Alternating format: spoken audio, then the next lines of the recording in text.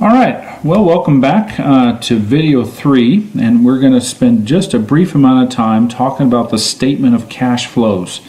Now, I would argue that in the order sequence of things behind the income statement and balance sheet, the statement of cash flows is probably, in my humble opinion, the least important of all three. However, having said that, it's still very insightful and important to consider as we start to examine the various sources and uses of cash that an organization goes through in the course of a given year, or whatever time frame we're looking at.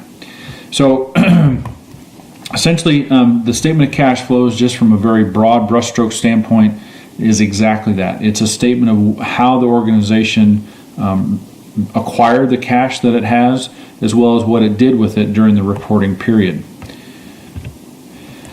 Okay, so we're looking again over some time period, similar to the income statement in the sense that we're looking across a quarter or a year. Okay, and the statement is really broken into three primary sections: cash flows that are generated from operating activities, cash flows from investing activities, to include capital investment, and cash flows from financing activities.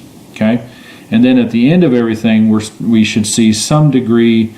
Or we should see some indication of whether there's been a growth or decline in cash position. So as we look again at our fictitious Tiger Clinic statement of cash flows, it's broken down into a couple different slides here just because it'd be too hard to fit all into one. Our first section, as I indicated previously, is our cash flows from operating activities. And we can see our net income, which of course comes from the income statement, has declined slightly, and we indicated that back in our income statement coverage, from $8.2 million to $7.8 million during the course of this last reporting period. Now notice we also make adjustments here to that net income. And again, going back to our discussion about depreciation, here we add depreciation back in, again, because depreciation is basically an authorization we're allowed to take by the good graces of the IRS, right? It's a non-cash expense.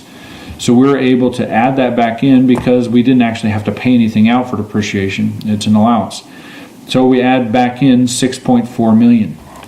Now, this is where, kind of from this point forward, some students can get kind of confused with the terminology that you'll see on the statement of cash flows, where we start talking about increases and decreases, okay? What we need to remember on a statement of cash flows is this is the sources and uses of cash. So any positive number is basically a source of cash. So in this case for depreciation, for example, it's positive because we're giving ourselves back the depreciation expense that we've taken previously. So that's $6.4 million. In this case, we have accounts receivable, right? Where we have accounts receivable in the negative position, which means that we're using more of our operational cash to basically finance accounts receivable, meaning we're probably not doing the job or as good of a job as we'd like in regards to basically collecting on those receivables. So this is probably a prompt or a question, well, what's happened, what is happening, why is our revenue cycle slowing down to such a point where we've had to basically contribute $2.5 million of our, basically our cash flow to offset basically our accounts receivable. Okay. Notice we also have an additional investment in inventories. This also might be an indicator that maybe our supply chain is worthy of taking an additional look at.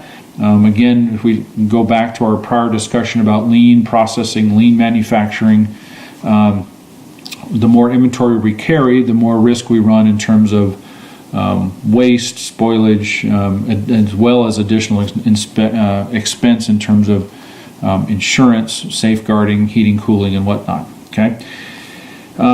Decrease in accounts payable. Okay, which means this is actually where we've taken some of our liquid cash and paid off some of our vendor accounts. Not necessarily a bad thing. If that's done appropriately and at the right time, as we talked about in our working capital section of the course. And here we have an increase in accruals, which not necessarily a bad thing in the sense that basically we owe others by virtue of accruals, either, again, payroll, taxes, what have you. We owe others $1 million, as it looks like on this particular statement. Okay, so that's the operating activity side. Now we have one single line item here at the bottom where we've actually taken $9.3 million and put it into capital expenditures, which can be both, and we talk about this under investing activities. Typically, not always, not exclusively, but typically we see capital expenditures as basically meaning we're investing in additional property, plant, and equipment.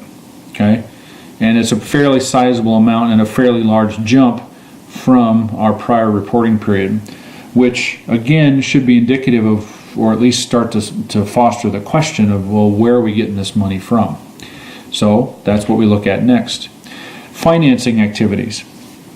Here we see basically a jump from 0 to $5 million in short-term investments, meaning we've dumped $5 million from someplace.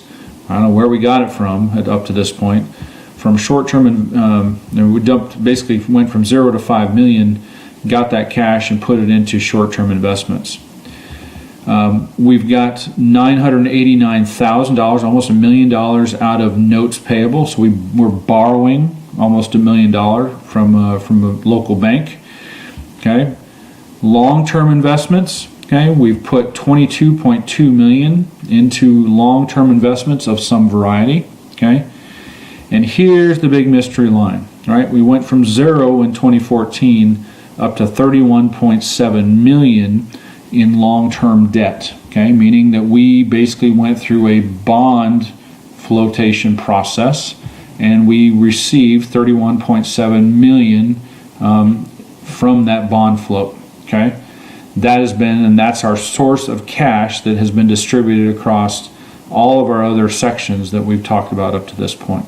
Okay, so with this in mind, notice our prior year going to our current year, we are now cash flow positive. Okay, and we've had a fairly sizable jump from $6.4 million to $12.1 million in terms of overall cash position. Okay, at least at first blush, that sounds like a good news story, right?